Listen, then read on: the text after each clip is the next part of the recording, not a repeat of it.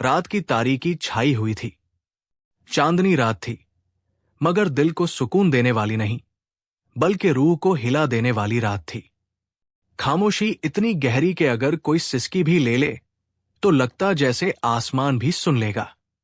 हजरत अली अल मुर्तजा करनलाहु वजहू अपने आप में गुमसुम खामोश कदमों से शहर के उस कोने की तरफ बढ़ रहे थे जहां बसने वाले तो कभी थे, लेकिन अब उनकी हड्डियां मिट्टी तले दबी थी। हर कदम के साथ उनके चेहरे पर तसव्वुर की लकीरें और गहरी होती जा रही थी। शहर की रौनक से दूर, दुनिया की हंगामा खेजी से जुदा एक ऐसा मैदान, कब्रिस्तान, जहां कोई आवाज नहीं, कोई बोलने वाला नहीं, बस मिट्टी के नीचे छुपे हुए ऐसे राज जो अगर खुल जाएं तो इंसान की रूह तक कांप जाए। हजरत अली धीरे धीरे कब्रों के दरमियान चलते जा रहे थे। अचानक रुक गए, एक कब्र के सामने खड़े होकर आंखें बंद कर ली। फिर नर्म आवाज में पुकारा, तुम पर सलाम हो ऐ कब्र वालों। फिर कुछ लम्हों की खामोशी के बाद बोले, ऐ कब्र वालों, बताओ तुम्हारे साथ क्या हालात पेश आए। वो घर जिनमें तुम हंसते खेलते थे आज वीरान है। वो दौलत जिसे तुमने जमा किया वो दूसरों की ऐशगाह बनी हुई है। वो बीवियां जो तुमसे वफा के वादे करती थी आज किसी और की हमसफर है। वो बच्चे जिनके लिए तुमने रातें कुर्बान की आज तुम्हारे मरने के बाद तुम्हारा नाम तक लेने वाले नहीं। फिर हजरत अली ने गहरी सांस ली और कहा, ऐ मिट्टी के नीचे सोने वालों, क्या तुम मुझे कोई खबर नहीं दोगे? क्या तुम नहीं बताओगे कि मौत के बाद क्या मंजर होता है? कब्र में उतरते ही तुम पर क्या गुजरी? आसमान पर बादल गरजने लगे, जैसे खुद रब्बुल आलमीन इस सवाल को सुन रहा हो। शबन की बूंदें जो फूलों पर मोती बनकर ठहरी थी अब कब्र की मिट्टी में गुम हो रही थी। अचानक हजरत अली के लब हिले और बोले, अगर ये बोल सकते तो तुम सुनते कि क्या कह रहे हैं। फिर हजरत अली खुद ही उनकी तरफ से जवाब देने लगे, कब्र वालों की तरफ से जवाब। ए अली, जब हमें कब्र में रखा गया तो जिस दिन हम सबको छोड़कर आए वो हमारा आखिरी दिन था। हमारी आंखें बंद कर दी गई और जिस बदन को हमने सजाया था वो मिट्टी की आगोश में चला गया।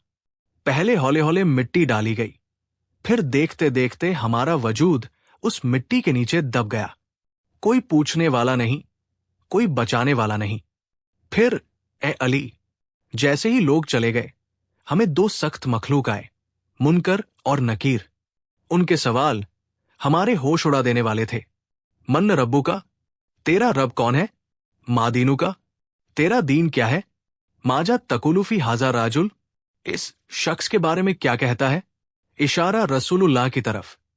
ए अली, उस वक्त हमारी जुबान पर क्या था? जो याद किया था वही निकला। अगर दुनिया में वक्त बिताया था रब की याद में तो जवाब आसान था, मगर ए अली, अगर गफलत में जिए तो जुबान लड़खड़ा गई। कब्र अंधेरी हो गई।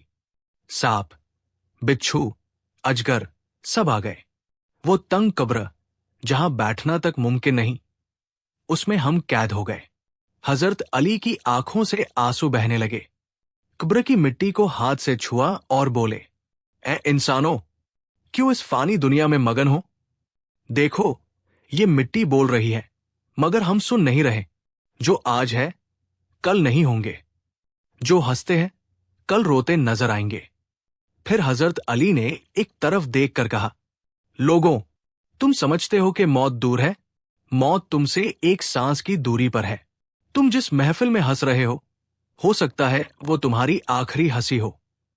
जिस पलंग पर सुकून से सो रहे हो सकता है वो तुम्हारा आखिरी बिस्तर हो। जिस दौलत पे नाज करते हो सकता है वो तुम्हारी मौत के बाद किसी गैर की हो।